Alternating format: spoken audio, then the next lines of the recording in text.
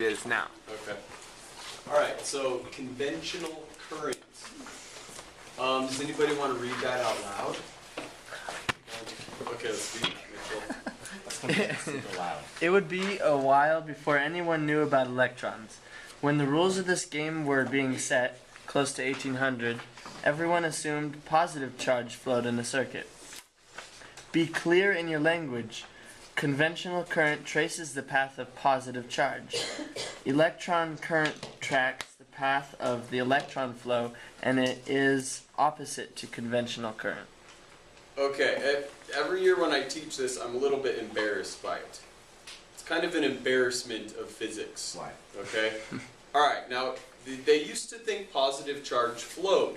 Okay, why can that not be true? Because They're not in the cloud. Okay, yeah, that's a good answer. They're not in the cloud. Okay, where is positive charge located? Nucleus, right? That dense center of the atom. That doesn't go anywhere. Because if it did, that would mean the entire atom was going somewhere, right? So in here, we've got copper atoms. All right, do the copper atoms actually flow through the wire? No, that'd be like liquid copper. Okay, that's not what's happening here. So the positive's not flowing, but they used to think it did. Okay, before, they knew what an electron was. So they assumed, all right, positive charge flows. Okay, and that's fine. They were wrong. They didn't know about that yet. Okay, that's not the embarrassing part. The embarrassing part is we still teach that positive charge is the way around the circuit. Okay? So unfortunately, the physicists did not come together and say, oh, okay, let's make current go this way, which would be the flow of negative charge, which would make sense because that's what's actually flowing, right? Okay, now in other words, let's look at this diagram. Here's the positive side of a battery. Okay, here's the negative side. All these negatives stored up in here, where do they want to go? Somewhere else. They want to go around the circuit and get to the positive side of the battery, right? Yeah. Okay, this is the direction that current's actually flowing. Okay, negative to positive. Okay, now this right here is the same as this. But backwards. They're the same diagram. Okay? So instead of drawing a battery, we talked about in our symbols on the other side. That's the symbol for a battery. Okay, so what actually happens is the electrons trace out a path around this circuit and go to this side. But conventional current is in this direction with this arrow. Okay, do you guys see why I'm saying this is why didn't they fix it? Yeah. Okay, I don't know. I don't know why they didn't fix it. But if we have a test or a quiz or something, and I say, draw me the direction of the current through this wire, you trace the path of positive charge. Wait, so we trace it as positive going to negative? Positive going to negative. But that's wrong. But it's not what's actually happening. I know. I don't like that. I'm sorry. What? I can't change it. Change it. So wait, can you say that again? What's the correct answer when you ask that on the test? So we're going to take the positive side of the battery, and we're going to say that current's flowing out of the positive side and to the negative side. Okay, it's not really that big a deal, all right, but it will come up once or twice. Okay, that's conventional current. Now, it is the same as having the negative charge. The same thing will happen. Okay, negative charge flowing to this side is the same as positive flowing that way. All right, but it's not what's actually happening in the wire. Okay, we did 18.3 already. Let's go to this. Okay, your homework was to take a look at this before class. And so a lot of you already know what you're doing on this. Okay, this is called resistivity. Okay, resistivity is different from resistance. Okay, so let's write down this equation and then explain what it's useful for. So we have R equals rho L over A. Sometimes you might see a capital L there. Okay, so here's what we use it for. This wire right here. Okay, what makes this wire cheaper and probably not as good as say this wire? Thickness. Okay, so the thickness, okay, maybe the coating, is that what you said? Okay, so maybe this one's got a better coating. Alright, what else? Is the resistance? Yeah, it has to do with the resistance, okay? So look at these variables. This equation is just for wires, okay? Do we want high or low resistance in a wire? No. We want low resistance. We do not want wires to impede flow. We want these to be like little electron highways, okay, that let electrons flow readily. Okay, so let's talk about what the variables mean. So this right here, this is ohms. That's just what you guys already know. That's just resistance.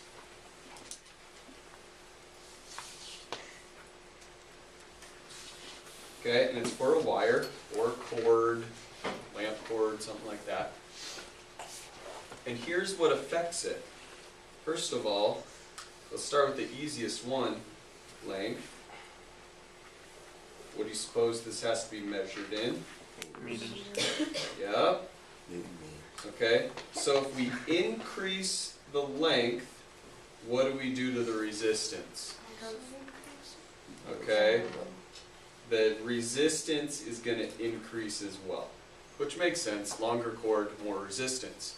Okay, and that's what it was talking about at the end of your FET lab. It said something about, you know, if we want to string a bunch of extension cords together, Instead of buying one big Wait, so probably not a good idea.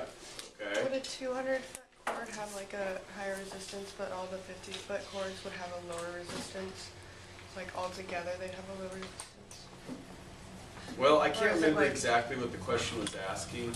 It was like, Should we go back and take a look here? yeah, I think I 'Cause thought some of you had questions about it anyway. it was just, Okay, so we need 200 feet. We have a 50-foot cord. That will work. You rationalize that 4 such 50-foot cords will do the job. Is this a good idea? Okay, what do you guys think? Connor? I said no because like it would reduce the resistance. I think, no. Yeah. I think it would reduce, no. It would reduce. It would increase the resistance. It would increase the resistance wouldn't have big enough power. time. Okay, so you don't want to do that. All right, you don't want to take 4 50-foot cords and string them together. What about one 200-foot cord? is it just that the electrons wouldn't flow very well? Yeah, that one 200-foot cord is probably not a good idea either. So what should you probably do? Same thing though.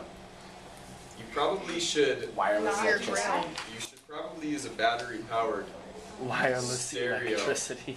Okay, or you should change where the stereo's location is. Buy a generator. You can't just take all the extension cords at your house and string them together and start plugging stuff in. Sure we Okay, you can, and it might kind of work, but it's bad on your devices. Okay, so that's what that's getting. It's getting at this. Okay, the length of the cord is going to make a difference in the resistance. Okay.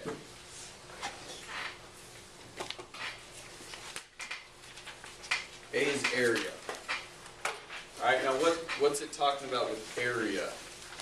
Okay, if I take this wire and I get some wire cutters and I chop it right there, and you're looking at the little copper end, okay, it's actually the cross-sectional area of the copper.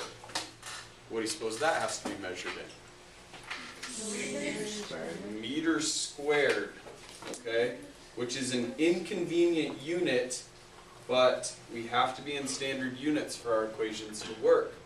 So you are going to be plugging in very small values right there, because a meter squared is this big. Do we have wires that are a meter squared? Maybe. No.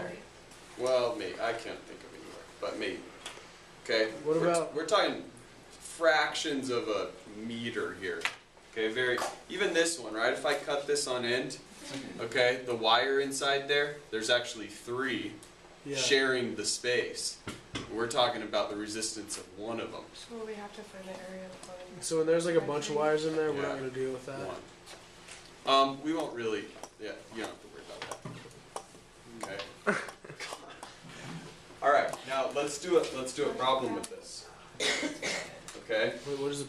Here, and actually, let's do it like this. Oh, that's the difference. Let me give you guys the answers. Okay, 0.00105 is the answer to that one, and that is meters. Oh wait, hang on, no, that's the radius. So we got to double that.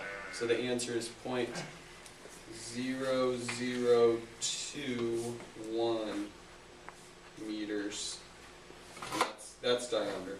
That's radius, which you'll need too. Okay, the answer to this one is 0.4 volts. And this one you have to solve without really doing math. Okay, so you have to kind of rationalize through it. Okay, so we'll stop the video there. You guys do that on your own.